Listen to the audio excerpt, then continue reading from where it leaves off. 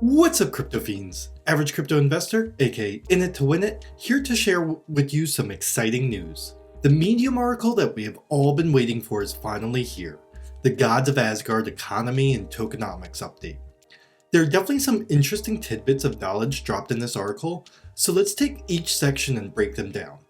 As always, nothing said in this video is financial advice, and you should always do your own research before investing into any project.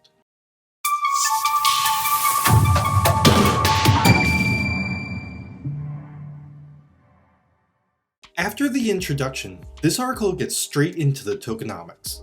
Gods of Asgard will be introducing a new token to the ecosystem, ASG or the Asgard Token. This will serve as the in-game currency and the primary currency awarded to players for achievements in the game. ASG will be tradable on decentralized exchanges on the Avalanche network, just like any other cryptocurrency. There will be 1 million tokens minted at launch and placed into the liquidity pool at a price of 10 cents. If you want to see how much ASG ends up at the end of the year, subscribe with the bell notification turned on. There have been rumors that ASG will be paired with AVAX at launch, but that has not been confirmed yet. There's an uncapped supply with new tokens being minted as players play and win. In addition to this, there will be no taxes associated with ASG, claim, or otherwise. This new token is not to be confused with the Thor token. Thor will still be paid out to Thor node holders, however, Gods of Asgard does introduce a new deflationary measure for Thor. This is through the summoning and sacrificing costs, which we will get to in a bit. This helps drive demand for Thor through the ecosystem while introducing an actual utility for the Thor tokens besides creating new nodes. This will be a game changer for the future of Thor and their current price action. Now, all in all, Gods of Asgard is a play-to-earn game. So how much can you actually earn when playing the game? Well, thankfully, this update told us our earning potentials within the game as well. All NFTs that are minted during the initial mint will be considered legendary NFTs, while all future generations will be common. The legendary NFTs will be stronger, have a different visual appearance, as well as better earning potentials within the game. Each NFT comes with 10 energy that you can use within the game to play a game. During initial launch, there will only be a player versus environment style gameplay, making the likelihood of winning increase dramatically.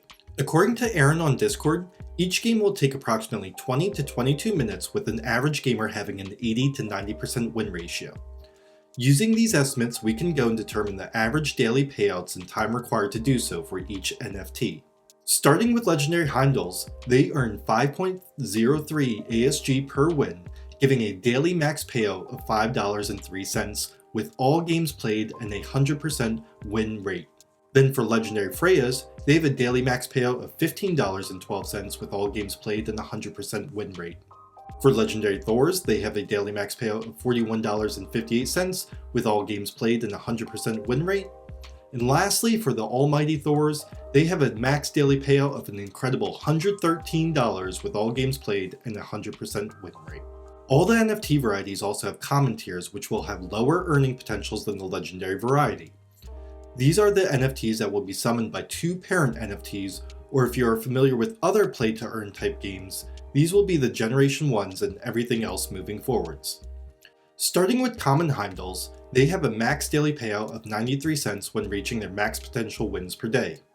Common Freyas have a max daily payout of $2.80, Common Thors have a max daily payout of $7.70, and Common Odins have a max daily payout of $21 when reaching their max daily payout. As you can see, all common NFTs have reduced earning potential, but Common Thors still out-earn Heimdalls and Common Odins out-earn both legendary Heimdalls and legendary Freyas. Now, all of these calculations have been done using the initial listing price of 10 cents for ASG. It is important to note that all claims will have a 14-day cooldown between each claim. That means you can play your NFT for 14 days and let your rewards pile up, claim your rewards, then rinse and repeat. Just like all cryptocurrency, we are going to see currency fluctuations, but the team has a few things in mind on how to combat inflation over the long term. Speaking of common NFTs and how the team plans to combat inflation, let's talk about summoning. Summoning is a feature that allows users to create the next generation of NFTs as long as they have at least two parent NFTs with free summoning slots. This means the legendary NFTs can mint commons, and commons can also mint commons. 2 Odins summon a Thor, 2 Thors can summon a Freya, and an Odin and a Thor can summon a Freya. Every other combination results in a Heimdall being created. Each summon also has a 2.5% chance to summon at the same tier, for example 2 Freya summoning another Freya, as well as a 2.5% chance to summon 1 tier above, for example 2 Freyas summoning a Thor. The 19,000 initial mints will be Generation 0, or legendary versions of the NFTs. All summoned NFTs will be common, so both legendary parents and common parents can create new common NFTs.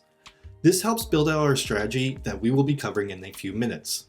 This means that there is a potentially an unlimited supply of common NFTs. Each NFT has 7 summoning slots and it costs more and more for each summon. This means every pair of NFTs gives you 7 summons, with an odd NFT increasing the total number of possible summons by 3. For example, you can summon 10 new NFTs with 3 parents, 14 with 4 parents, and 17 with 5 parents. Looking at the cost for each summon is an exponentially increasing cost as the summons go on. The first summon slot will be 300 ASG, the second 450, third 750, fourth 1200, fifth 1950, and sixth 1350, and the last 5100. It is important to note that this cost is for each NFT parent. For example, if you summon with one NFT that is on its third summon and another one that's on its first summon, the total ASG cost will be 1050. In addition to the cost in ASG, each summon will cost 2 Thor as well. This means legendary NFTs with 0 summons will be extraordinarily valuable as time progresses. There is something else that the team has planned to help combat inflation of NFTs and in turn ASG tokens. And that is the revolutionary sacrificing mechanic. The way sacrificing works is that you are able to combine 5 Heimdalls to get a Freya, 4 Freyas to get a Thor, and 3 Thors to get an Odin. Each of these sacrifices have various costs associated with them, 65 for combining Heimdalls, 200 for combining Freyas, and 550 for combining Thors. These also cost 2 Thor per sacrifice as well. The sacrificing mechanic is possible for both legendary and common NFTs. So if you are unlucky and don't mint any higher tier NFTs during the initial mint, you can always sacrifice and combine them. Now as far as my actual strategy moving forwards, so far I've minted 2 Heimdall NFTs during the whitelist sale. I also minted another 2 Heimdalls and a Thor NFT during the God mode presale. As of right now, I'm closely watching NF Trade to see where price discovery lands over the course of the next 30 days. I have at least 2 pairs of parent Heimdalls that I can start summoning with and building out my team. I'm going to be keeping a close eye on Odins and Thors to see if I can pick up any on the cheap. I believe anything below 25 AVAX for a Thor and 75 AVAX for an Odin would be a great buying opportunity. From there, I will be looking at the secondary market for the common NFTs. My plan is to compare summoning, sacrificing, and floor prices to determine whether it is better to buy, sell, summon, or sacrifice my NFTs. My goal over the long run is to have at least 2 of each legendary NFT, as well as 2 of each common NFTs for renting. The rest will ebb and flow as we compare costs.